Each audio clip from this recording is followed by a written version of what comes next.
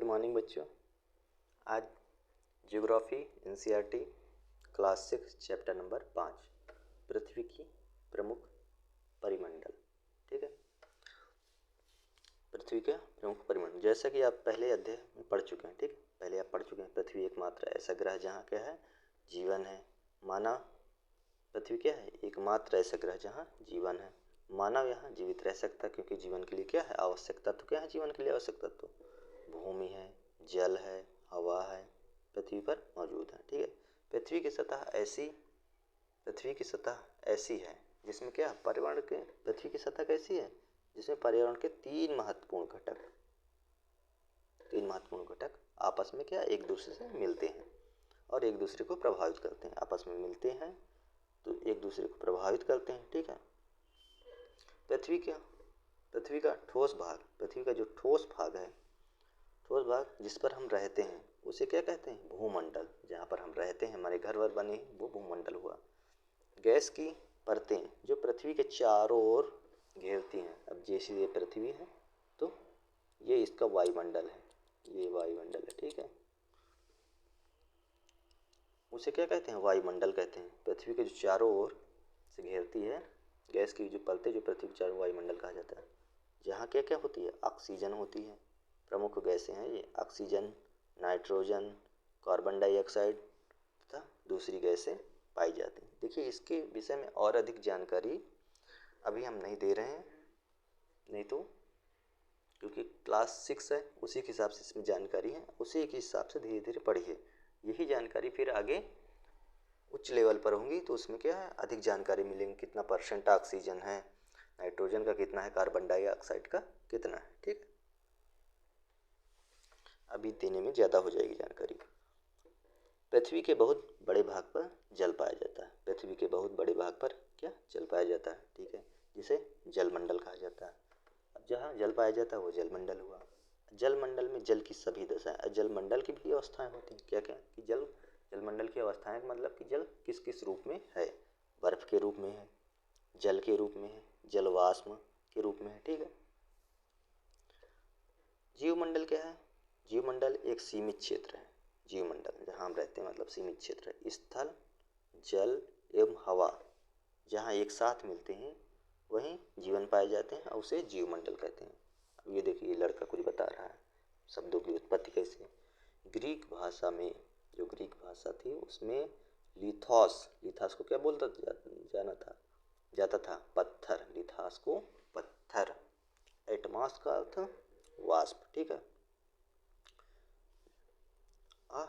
ह्यूडर का अर्थ जल, बायोस का अर्थ जीवन। तो आप इनसे अधिक शब्द बना सकते हैं। लिथॉस और एटमॉस, इन दोनों को मिला के क्या, लिथोस्फियर।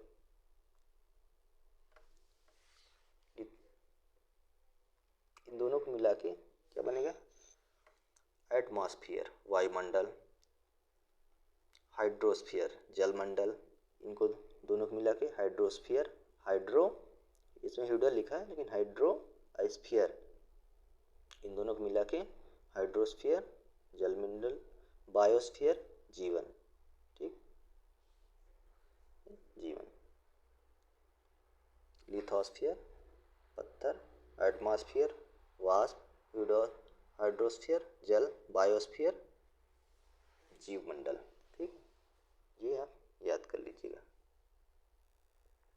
अब देखिए भूमंडल, पृथ्वी के ठोस भाग भूमंडल कहा जाता है। यह भूपर्पटी की चट्टानों तथा मिट्टी की पतली परतों का किससे बना है, जो ठोस भाग है भूमंडल जहाँ हम रहते हैं किससे बना है, भूपर्पटी की चट्टानों तथा मिट्टी की पतली परतों का बना होता है, जिसमें जीवों के लिए क्या पोषक तत्व पाए जाते हैं। जो अपनी मिट्टी है इसमें पोषक तत्व भी पाए जाते हैं। ठीक है, पृथ्वी की सतह को दो मुख्य भागों में बांटा गया है। अब पृथ्वी की जो सतह है उसको दो मुख्य भाग में बांटे, बड़े स्थलीय भूभागों को महाद्वीप के नाम से जाना जाता है। जो स्थल का बड़ा भाग है उसे महाद्वीप के नाम से, तथा बड़े जलाशय को, जो जलाशय बड़ा है उसको महासागरीय बेसिन के नाम से जाना जाता है। विश्व के सभी महासागर, जितने भी महासागर हैं विश्व के सभी महासागर एक दूसरे से जुड़े हुए हैं। ठीक है, एक दूसरे से जुड़े हैं। विश्व के मानचित्र को देखिए, क्या सभी स्थलीय भूभाग एक दूसरे से आपस में जुड़े हुए हैं। समुद्री जल का तल क्या होता है, सभी जगह एक समान होता है। देखिए, अब जो समुद्री जल का तल होता है वो सभी जगह एक समान होगा। अब जैसे किसी खेत में है, ऊंचा खाली खेत है, आप उसमें पानी भर दीजिए, ठीक है, तो जल अपना लेवल ऑटोमेटिक पूरा कर लेगा, मतलब जल का लेवल पूरा समान होगा एक, लेकिन उसके अपेक्षा जो ऊंचाई होगी, उसके सापेक्ष जो ऊंचाई होगी वो अलग अलग हो दिखने लगेगी, ठीक है, कि यहाँ से कितना ऊंचा है, ठीक है।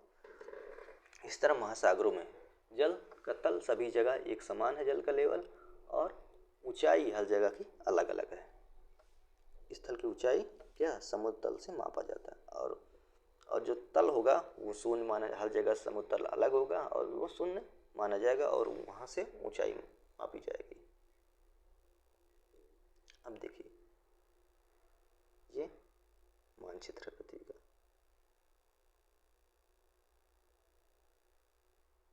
ठीक। अब इसमें आप देख सकते हैं विश्व का मानचित्र।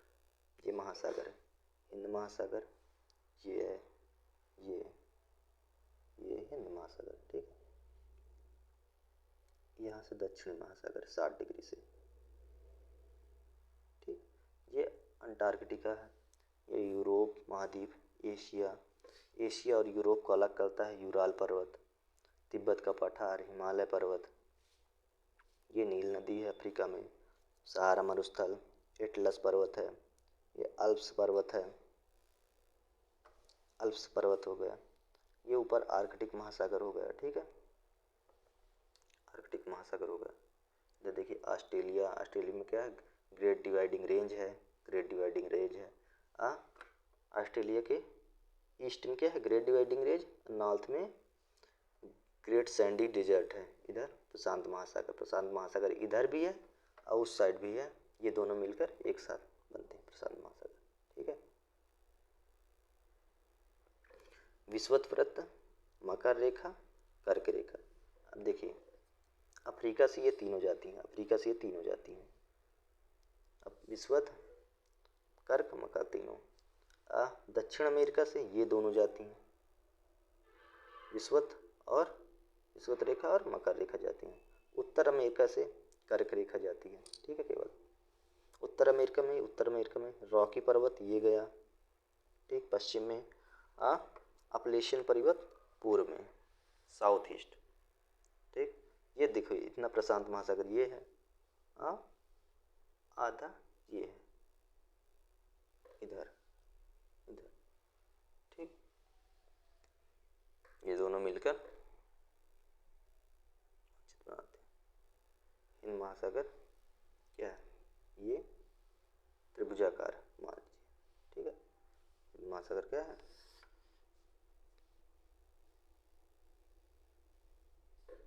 त्रिभुजाकार, ये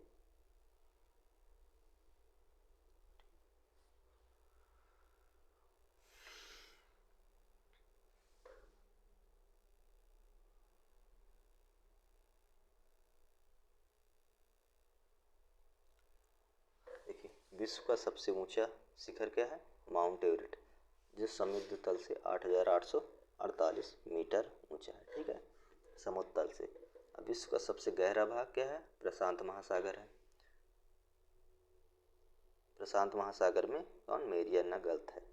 विश्व का सबसे गहरा भाग प्रशांत महासागर में मेरियाना गल्फ, जिसकी गहराई क्या है, 11,022 मीटर, गहराई 11,022 मीटर है मारियाना गल्फ की।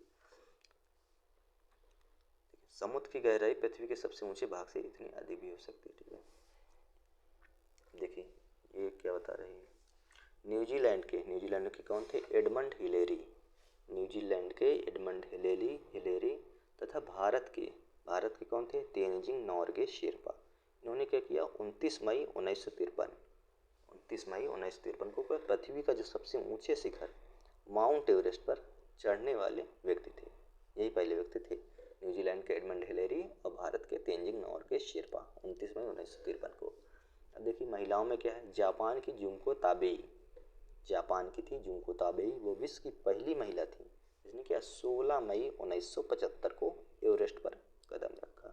और भारत में क्या है, भारत की बछेंद्री पाल थी। बछेंद्री पाल पहली महिला थी जिन्होंने क्या 23 मई 1984 को एवरेस्ट पर अपना कदम रखा।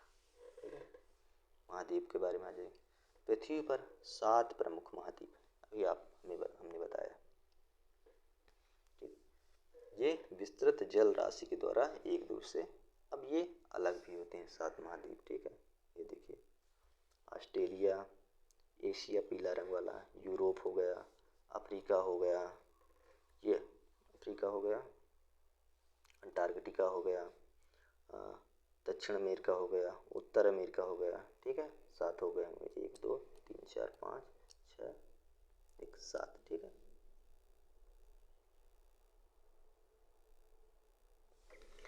ये महाद्वीप कौन कौन से देखिए, एशिया, यूरोप, अफ्रीका, उत्तर अमेरिका, दक्षिण अमेरिका, ऑस्ट्रेलिया, अंटार्कटिका, ठीक है। अब इनको मानचित्र पर देख लीजिए। अब देखिए, स्थल का बहुत बड़ा भाग कहाँ पाया जाता है, उत्तरी गोलार्ध में पाया जाता है। गोलार्ध हम पढ़ा चुके हैं, ये पृथ्वी हो गए, ये विश्वत, ये उत्तरी गोलार्ध, तो यहाँ स्थल अधिक है, ठीक है। नीचे साइड स्थल थोड़ा थोड़ा है। एशिया विश्व का सबसे बड़ा महाद्वीप है। एशिया क्या है, विश्व का पहले नंबर पर सबसे बड़ा, यह पृथ्वी के कुल क्षेत्रफल का, पृथ्वी का जितना क्षेत्रफल है उसका 1/3 है। 1/3 क्या है, एशिया है, 1/3 एशिया है। यह महाद्वीप पूर्वी गोलार्ध में स्थित है। कहाँ स्थित है, यहाँ पूर्वी गोलार्ध, ये पूर्वी गोलार्ध हो गया। कर्क रेखा देखिए, ये उत्तरी दक्षिणी गोलार्ध, बीच से खींच दो, ये पूर्वी गोलार्ध, ठीक है, ये पूर्वी गोलार्ध। कर्क रेखा इस महाद्वीप से होकर गुजरती है, एशिया से गुजरती। एशिया के पश्चिम में यूराल पर्वत है, ठीक है, जो इसे क्या यूरोप से अलग करता है। यूराल पर्वत क्या है, यूरोप से अलग करता है। ये देखिए, ये यूराल है, ये यूराल है, ये एशिया को यूरोप से अलग करता है, यूरोप एवं एशिया के संयुक्त भूभाग को, अब दोनों को, यूरोप और एशिया को मिला दो तो यूरेशिया, यूरोप धन एशिया, यूरेशिया कहा जाता है। यूरोप एशिया से बहुत छोटा है। यह महाद्वीप एशिया के कहाँ पश्चिम में स्थित है। आर्कटिक वृत्त इससे होकर गुजरता है। जो आर्कटिक वृत्त है ऊपर का, वो कहाँ से होकर गुजरता है, आर्कटिक वृत्त। ये देखिए, ये यहाँ से ग्लोबल देखेंगे तो आर्कटिक वृत्त है, ये यहाँ से ऐसे, ये ऐसे कुछ देशों को छूता हुआ गुजरता है आर्कटिक वृत्त, ठीक है। यह 3 तरफ से जल से घिरा है, ठीक है। यूरोप के 3 तरफ से जल से घिरा है। अब इसका मानचित्र देख लीजिए। अफ्रीका के बारे में देखिए, एशिया के बाद विश्व का दूसरा सबसे बड़ा महाद्वीप है अफ्रीका। अब विषुवत 0 डिग्री अक्षांश इस महाद्वीप के लगभग कहाँ, मध्य भाग से, अफ्रीका के मध्य भाग से क्या 0 डिग्री अक्षांश, इसे ही विषुवत रेखा कहते हैं, ये गुजरती है। अफ्रीका का बहुत बड़ा भाग उत्तरी गोलार्ध में बहुत बड़ा भाग स्थित है, ठीक है। चित्र देख लीजिए, आप पाएंगे यही एक ऐसा महाद्वीप है जिससे होकर यहाँ से क्या कर्क, विषुवत तथा मकर तीनों रेखाएं गुजरती हैं, ठीक है। सहारा का रेगिस्तान विश्व का सबसे बड़ा गर्म रेगिस्तान है। विश्व का सबसे बड़ा गर्म रेगिस्तान पूछा जाए तो क्या बताएंगे, सहारा का रेगिस्तान, जो कि कहाँ स्थित है, अफ्रीका के उत्तर पश्चिम में। यह महाद्वीप चारों तरफ से समुद्रों और महासागरों से घिरा है। देखिए, अफ्रीका क्या है, चारों तरफ से समुद्रों और महाद्वीपों से। ये देखिए, ये अफ्रीका है, ये समुद्र इसके चारों तरफ है, ये, ठीक है। यहीं पर ये सहारा मरुस्थल है।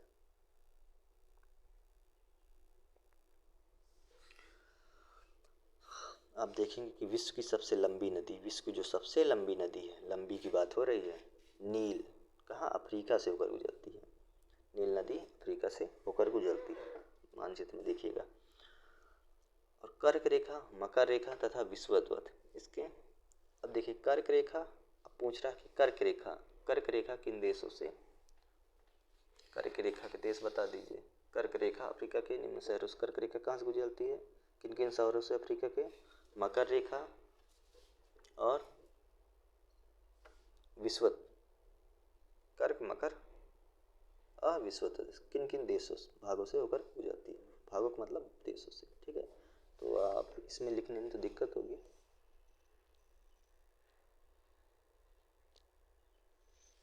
एक काम करिए, हम बोल रहे हैं आप लिख लीजिए।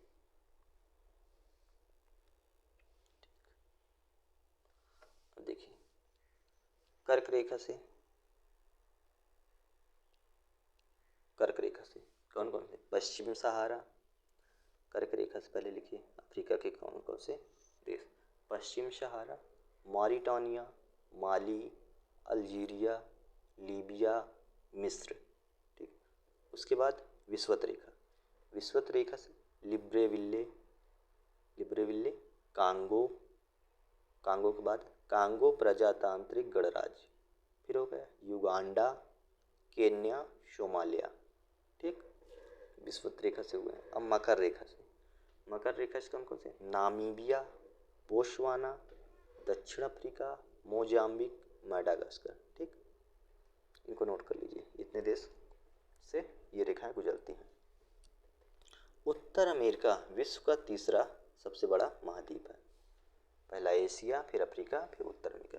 यह उत्तर अमेरिका दक्षिण अमेरिका से एक सक्रिय स्थल से जुड़ा है, जिसे क्या, पनामा स्थल संधि, पनामा स्थल संधि से क्या है, दक्षिण अमेरिका से एक सक्रिय स्थल जुड़ा है, जिसे पनामा स्थल संधि कहते हैं। ये देखिए, ये स्थल संधि, इसे क्या कहते हैं, पनामा स्थल संधि।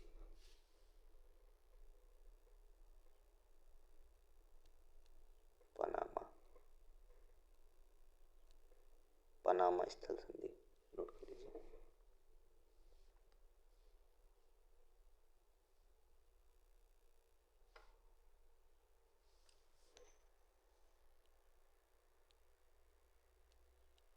पनामा स्थल संधि, ठीक है।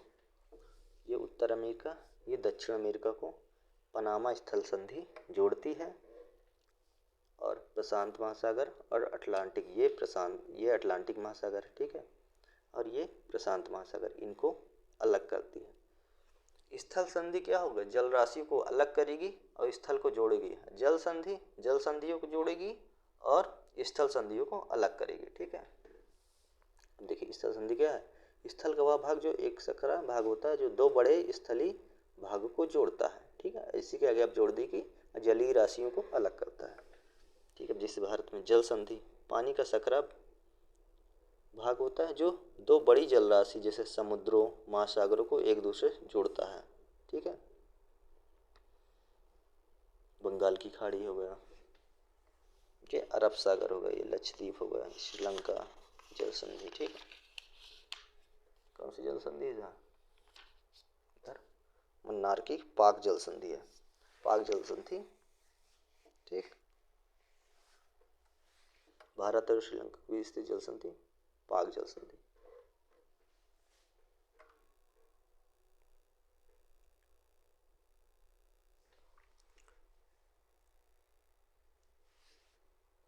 अब देखिए उत्तर अमेरिका की बात हो रही थी, यह महाद्वीप क्या पूरी तरह से उत्तरी एवं पश्चिमी गोलार्ध में स्थित है। यह महाद्वीप 3 महासागरों से घिरा है।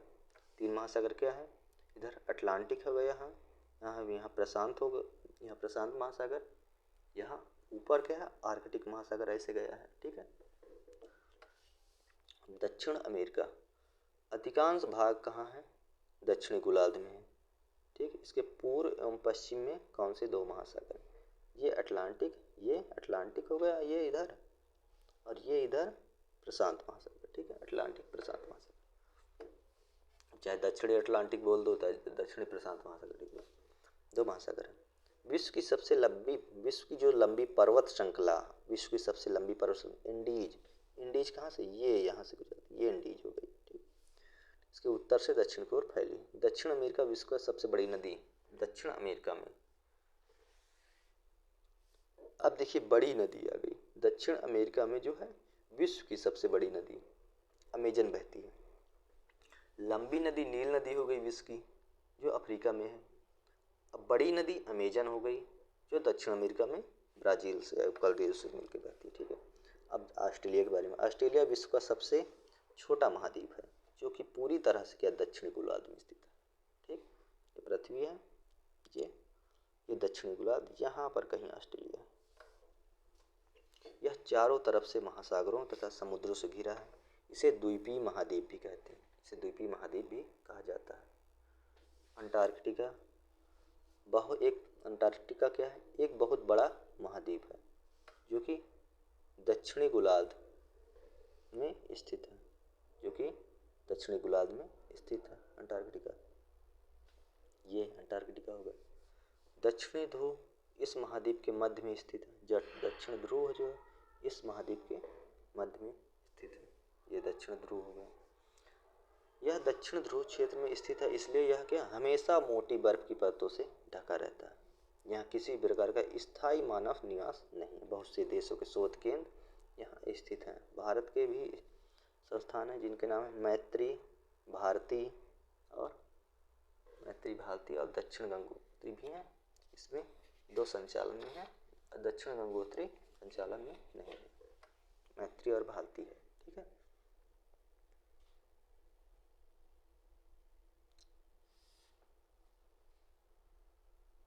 मैत्री और भारती हैं, दक्षिण गंगोत्री था वो संचालन में नहीं है, संचालन में नहीं है। ठीक है,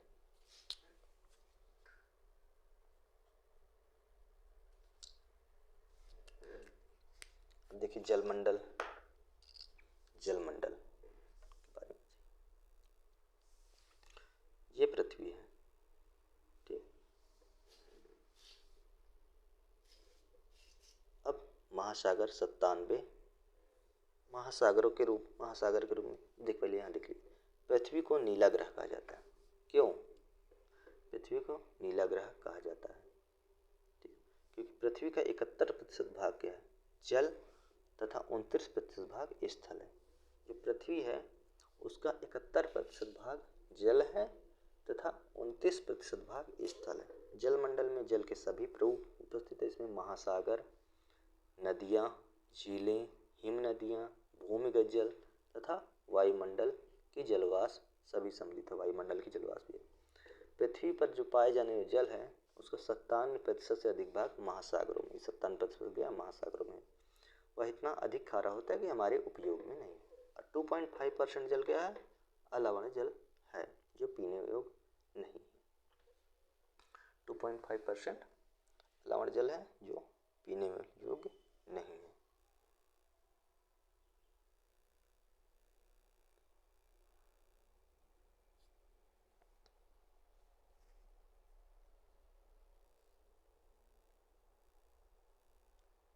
टू 2.5% जल पीने योग्य नहीं है।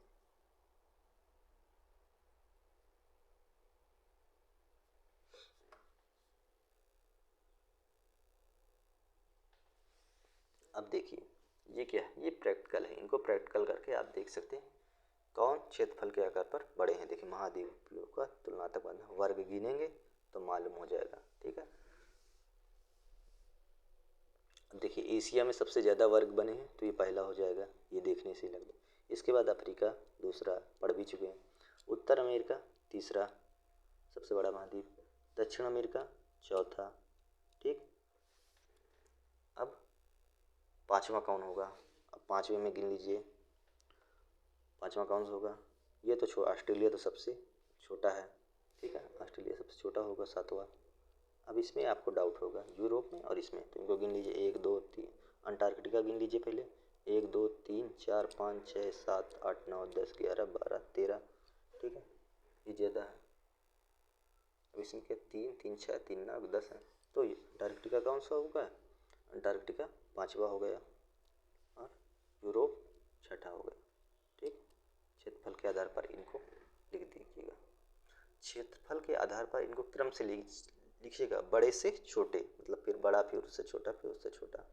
ठीक, चाहे छोटे से बड़ा चाहे बड़े से छोटा आप लिख सकते हैं।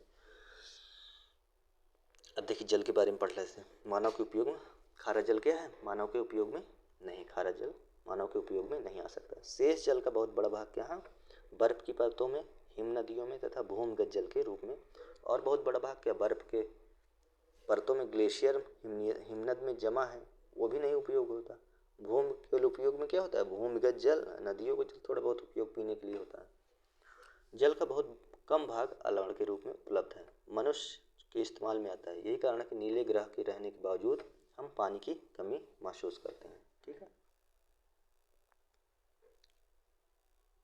अब महासागर, महासागर के बारे में देखिए। महासागर जलमंडल के मुख्य भाग, ये आपस में एक दूसरे से जुड़े हैं। महासागरीय जल हमेशा क्या है, गतिशील। महासागर का जल होगा हमेशा गतिशील रहेगा, मतलब वो रुकेगा नहीं।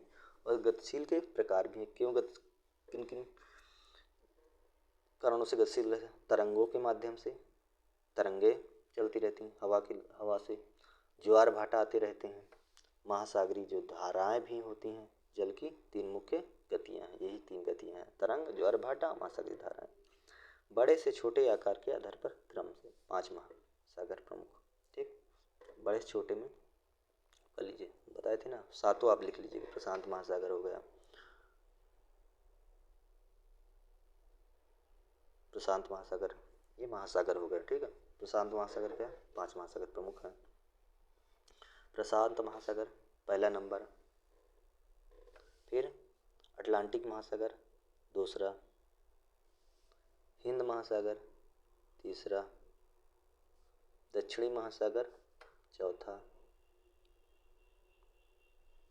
आर्कटिक महासागर पांचवा। इनका क्रम से आप क्रोनोलॉजी में याद कर लीजिएगा, कौन बड़ा कौन छोटा, फिर उससे छोटा कौन है, ये जरूर याद होना चाहिए। क्रम लगाने के लिए आते हैं क्वेश्चन। देखिए, प्रशांत महासागर, प्रशांत महासागर सबसे बड़ा महासागर है, पृथ्वी के 1/3। अब देखिए, प्रशांत महासागर जो है पृथ्वी के 1/3 भाग पर फैला है। पृथ्वी का 1/3 भाग जो है वो प्रशांत महासागर से फैला है।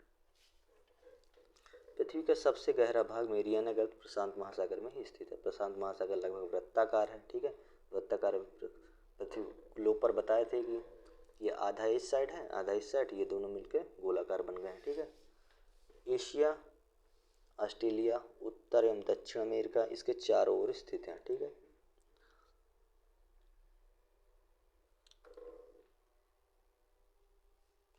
अब अटलांटिक महासागर। अटलांटिक महासागर विश्व का दूसरा सबसे बड़ा महासागर है। यह अंग्रेजी भाषा के इस अक्षर के आकार का है। अटलांटिक महासागर इस अक्षर के आकार का है। ये देखिए, अब देख ही लीजिए, ये प्रशांत महासागर हो गया। ठीक है, एशिया से जुड़ा है, ऑस्ट्रेलिया से जुड़ा है इस साइड। ये क्या है, ये इसके आकार का अटलांटिक महासागर, अटलांटिक महासागर। ठीक, ये आधा ये है प्रशांत महासागर, ये उधर जुड़ के पूरा गोला बन जाएगा, तो ये इधर टच हो जाए, उत्तर अमेरिका दक्षिण अमेरिका से टच होता है।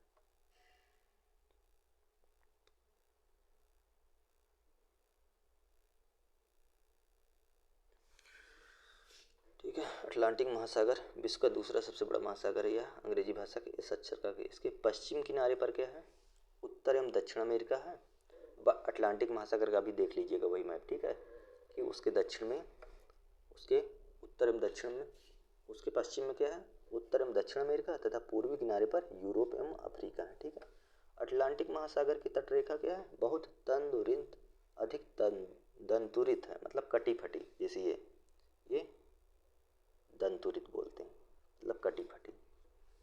यह अनियमित, नियमित नहीं, एवं दंतुरित तट रेखा क्या है, प्राकृतिक पोताश्रयों एवं पत्तनों के लिए आदर्श स्थिति, मतलब हम यहाँ पत्तन बन सकते हैं, पोताश्रय बन सकते हैं। ठीक है, बंदरगाह बन सकते हैं। यहाँ अगर यहाँ पर बंदरगाह बन गया, ये बंदरगाह बन गया, तो ये जहाज आएगी, यहाँ पर लग जाएगी, अगल बगल से सामान उतारा जा सकता है, बहुत आसान होता है। अगर सीधा होगा तो यहाँ पर लगेगी, तो बंदरगाह कहाँ बनेगा, यहाँ बनाना बहुत कठिन कार्य होगा। ठीक है, और अब अगल बगल स्थल में बंदरगाह बन गए और ये बीच में आके रुक गई जहाज। व्यापार की दृष्टि से यह सबसे व्यस्त महासागर है। अटलांटिक महासागर क्या है, सबसे व्यस्त महासागर है। हिंद महासागर एक ही ऐसा महासागर है जिसका नाम किसी देश के नाम पर, यानी भारत के नाम पर रखा गया। यह महासागर लगभग त्रिभुजाकार है। हिंद महासागर बताए थे त्रिभुजाकार है। अब हिंद महासागर के उत्तर में, इसके उत्तर में एशिया, पश्चिम में अफ्रीका, हिंद महासागर की बात हो रही है, उत्तर में एशिया है, पश्चिम में अफ्रीका है, पूर्व में ऑस्ट्रेलिया है। स्थिति जरूर मैप से देखते जाइए, एक एटलस लेकर रख लीजिए। दक्षिणी महासागर अंटार्कटिका महाद्वीप को चारों ओर से घेरता है। दक्षिण ये पृथ्वी, दक्षिणी महासागर ये दक्षिणी महासागर, ये अंटार्कटिका महाद्वीप है, तो इसको चारों ओर से घेर दिया। ठीक है, दक्षिणी महासागर अंटार्कटिका महाद्वीप को चारों ओर से घेरता है। यह अंटार्कटिका महाद्वीप से उत्तर की ओर कहाँ 60 डिग्री अक्षांश तक फैला हुआ है। दक्षिणी महासागर 60 डिग्री अक्षांश तक फैला है। ठीक है, अब आर्कटिक महासागर उत्तर ध्रुव वृत्त में स्थित है। अब आर्कटिक महासागर कहाँ, ये पृथ्वी, ये आर्कटिक महासागर, ये आर्कटिक महासागर। ठीक, आर्कटिक महासागर उत्तर ध्रुव वृत्त में स्थित है। यह उत्तर ध्रुव के चारों ओर फैला, उत्तर ध्रुव ये है, इसके चारों ओर फैला, ये उत्तर ध्रुव इसके चारों ओर फैला। ठीक, यह प्रशांत महासागर छिछले जल वाले एक सक्रिय भाग से जुड़ा है। प्रशांत महासागर से थोड़ा थोड़ा जुड़ा है, जिसे बेरिंग जल संधि, और जिससे जुड़ा है जिस जल संधि से, उसे बेरिंग जल संधि के नाम से जाना है। यह उत्तर अमेरिका के उत्तरी तटों तथा यूरेशिया से घिरा है। किससे घिरा है, उत्तर अमेरिका के जो उत्तर तट है तथा यूरोप और एशिया को मिलाने वाले यूरेशिया से घिरा है। अब आ जाइए वायुमंडल के बारे में। ठीक है, हमारी जो पृथ्वी है चारों ओर से अभी बता चुके हैं, गैस की एक परत से घिरी हुई, जिसे क्या वायुमंडल कहते हैं। वायु की यह पतली परत इस ग्रह का क्या महत्वपूर्ण एवं अटूट भाग है। यह हमें ऐसी वायु प्रदान करती है जिससे लोग सांस लेते हैं। यह वायुमंडल हम लोगों को सूर्य की कुछ हानिकारक किरणों से भी बचाता है। वायुमंडल 1600 किलोमीटर की ऊंचाई तक फैला है। ठीक है, डेटा अलग अलग भी हो सकता है कुछ बुक में, लेकिन स्टैंडर्ड है। वायुमंडल 1600 किलोमीटर की ऊंचाई तक फैला है।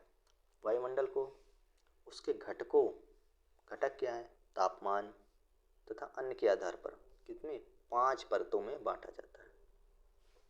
कितने परतों में, 5 परतों में बांटा जाता है। ठीक है, इन परतों को पृथ्वी की सतह से शुरू करते हुए, अब देखिए क्षोभ मंडल ये हो गया, ये जहाज उड़ रही पैराशूट, क्षोभ मंडल हो गया। समताप मंडल ये वर्षा, ये उल्का पिंडार हैं, यहीं पर जल जाते हैं उल्का पिंड हो गया। मध्य मंडल ये मध्य मंडल हो गए। आयन मंडल सैटेलाइट है, ये देखिए यहाँ से रेडियो तरंगे जाती हैं। फिर बहिर्मंडल, इनका क्रम याद कर लीजिएगा, क्रोनोलॉजी।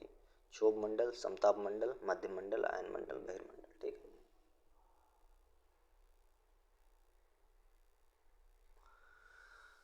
तथा बहिर्मंडल हो गया। अब देखिए वायुमंडल मुख्यतः ऑक्सीजन एवं नाइट्रोजन का बना, मुख्यतः ऑक्सीजन एवं नाइट्रोजन, लेकिन अन्य गैसें भी हैं जो कि साफ तथा शुष्क हवा का 99%, इनका भाग ही नाइट्रोजन 78%, ऑक्सीजन 21%, तो इनका भाग ही। अब देखिए आयतन के अनुसार नाइट्रोजन 78%, ऑक्सीजन 21% है, तथा दूसरी की जैसे कार्बन डाइऑक्साइड, आर्गन इत्यादि की मात्रा इनको मिलाकर 1% बनता है, इसमें भी मिक्स है 1%। ठीक है, 78, 21, 99 हो गए। अब 1% में अन्य गैसें मिक्स है। ऑक्सीजन सांस लेने के लिए आवश्यक है, जबकि नाइट्रोजन प्राणियों की वृद्धि के लिए आवश्यक है। ठीक है, ऑक्सीजन सांस लेने के लिए और नाइट्रोजन प्राणियों की वृद्धि के लिए आवश्यक है। नाइट्रोजन क्या है, मतलब हम लोगों की वृद्धि हो सके, उसके लिए क्या है, नाइट्रोजन आवश्यक है।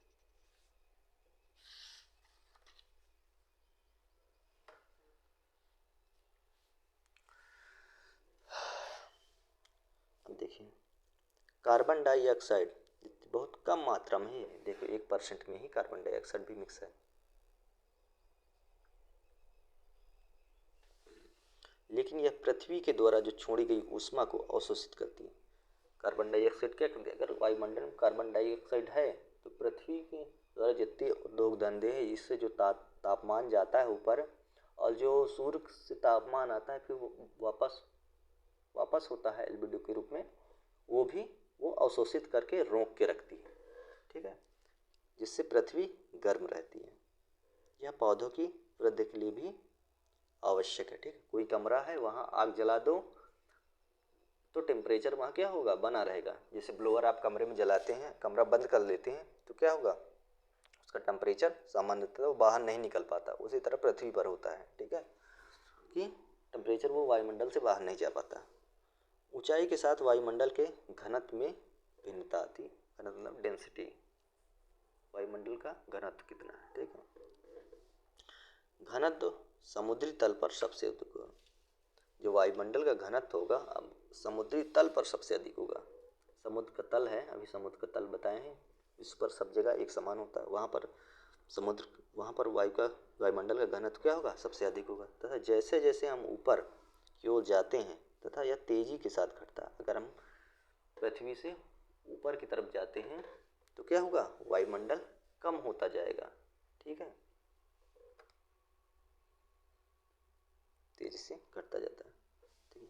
पहाड़ों पर पर्वतारोहियों को हवा के घनत्व में कमी होने के कारण, पहाड़ों पर जो पर्वतारोहियों हैं उनको हवा के घनत्व में कमी के कारण क्या, सांस लेने में कठिनाई होती है, इसीलिए वे ऑक्सीजन सिलेंडर ले जाते हैं। ऊंचाई पर सांस लेने के लिए उन्हें क्या, ऑक्सीजन सिलेंडर लेकर जाना पड़ता है, ठीक है। अब देखिए, ये वायुमंडल हो गया, ये स्थलमंडल हो गया, ये जलमंडल हो गया, ये तीनों मिलते हैं, यहाँ हम लोग रहते हैं यहाँ पर, ये जयमंडल।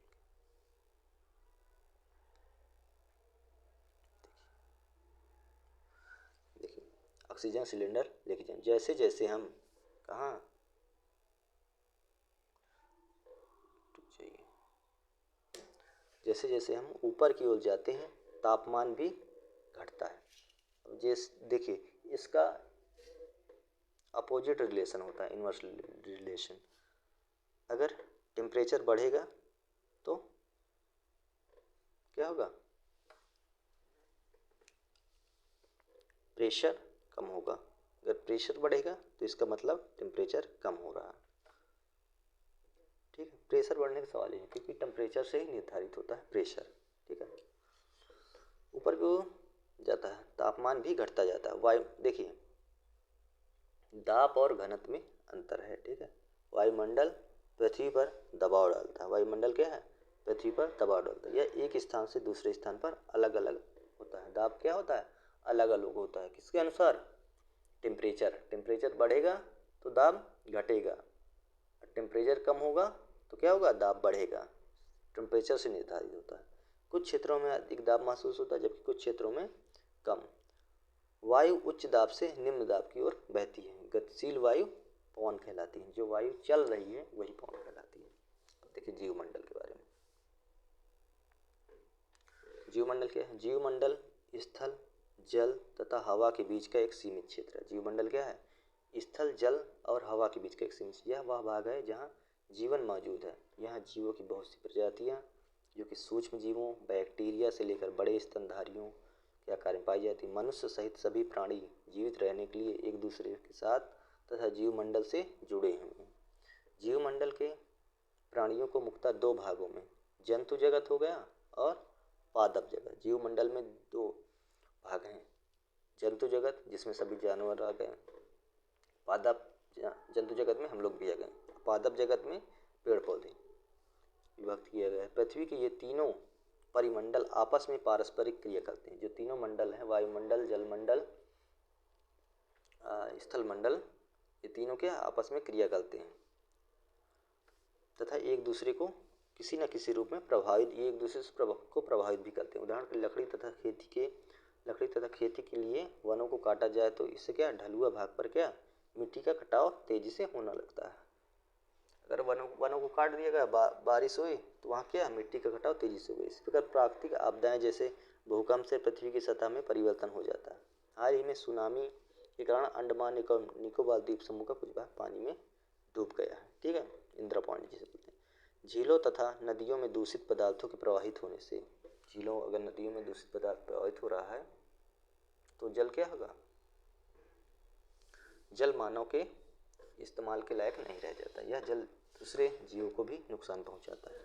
उद्योगों, तापीय विद्युत संयंत्रों तथा गाड़ियों का जो उत्सर्जी पदार्थ होता है वो वायु को प्रदूषित करता है। कार्बन डाइऑक्साइड वायु का एक महत्वपूर्ण घटक है। कार्बन डाइऑक्साइड वायु का एक महत्वपूर्ण, लेकिन कार्बन डाइऑक्साइड क्या होता है कि मात्रा में कार्बन डाई, अब देखिए ये भी होता है, अगर कार्बन डाइऑक्साइड की मात्रा वृद्धि हो गई तो इससे क्या होगा, पृथ्वी के तापमान भी बढ़ जाएगा। अगर कार्बन डाइऑक्साइड की मात्रा भी ज़्यादा हो गई, जो पृथ्वी के द्वारा जो छोड़ी गई ऊष्मा है वो और अवशोषित हो जाएगी, ठीक है। तो टेम्परेचर पृथ्वी का बढ़ने लगेगा। इससे क्या होगा, इसे भूमंडलीय तापन मतलब ग्लोबल वार्मिंग कहते हैं, ठीक है। इसलिए भूमंडल, वायुमंडल तथा जलमंडल के बीच के प्राकृतिक संतुलन को, मतलब ये संतुलन बैलेंस जरूरी होता है ताकि ग्लोबल वार्मिंग से बचा जा सके।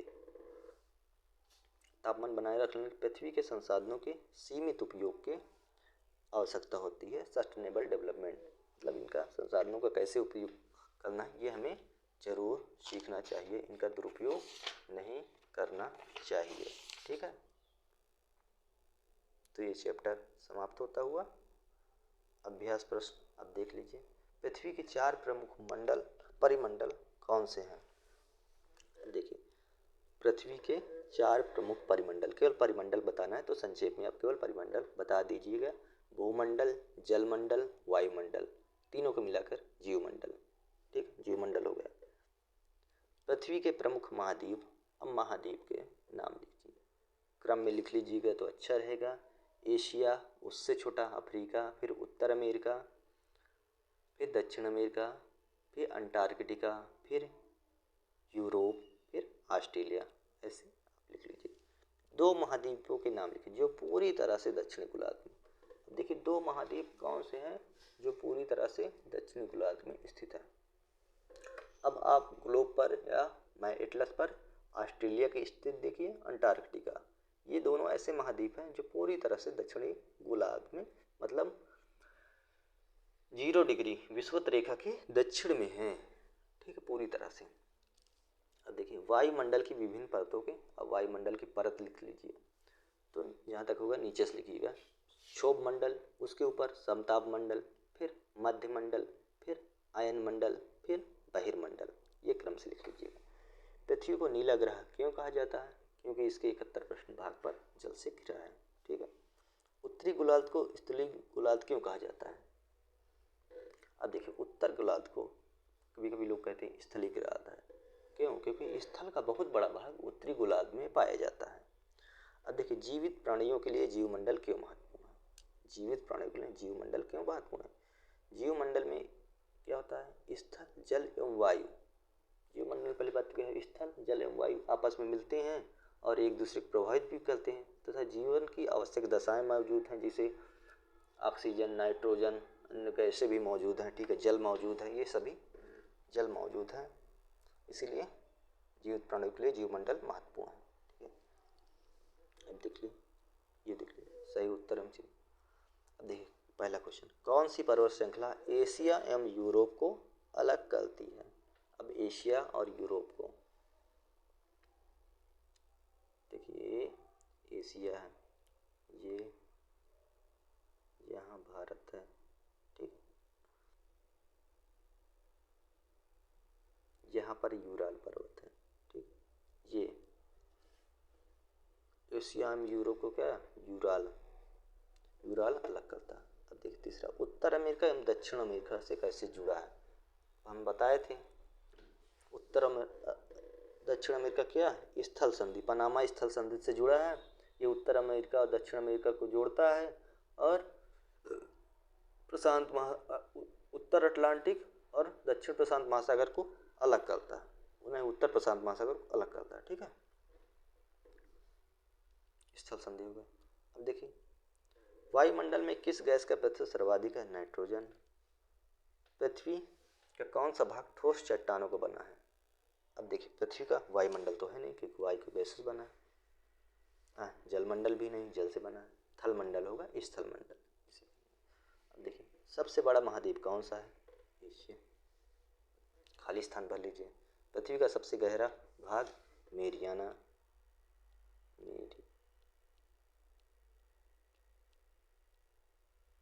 मेरियाना हो गया। महासागर का नाम एक देश के नाम पर पड़ा, किसका नाम पड़ा? हिंद महासागर का।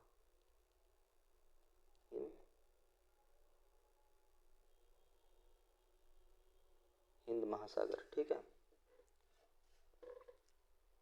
स्थल, जल एवं हवा का सीमित भाग जो जीवन के लिए सहायक है, कौन होगा? जीवमंडल। जीवमंडल होगा, ठीक है। यूरोप एवं एशिया महाद्वीप को एक साथ क्या कहा जाता है? यूरेशिया। यूरेशिया कहा जाता है। पृथ्वी पर सबसे ऊंचा पर्वत शिखर क्या है? माउंट एवरेस्ट, ये भी बता चुके हैं।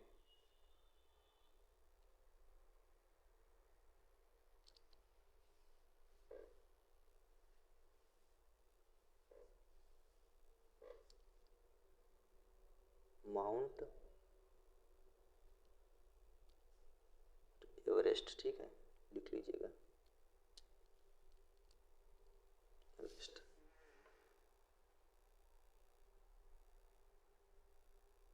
ठीक है, अब आगे आप देख लीजिएगा। विश्व मानचित्र के रेखाचित्र पर दर्शा दीजिए कि इनको यूरोप, एशिया, इनको जरूर करते जाइए, इससे आपकी पकड़ मजबूत बनेगी।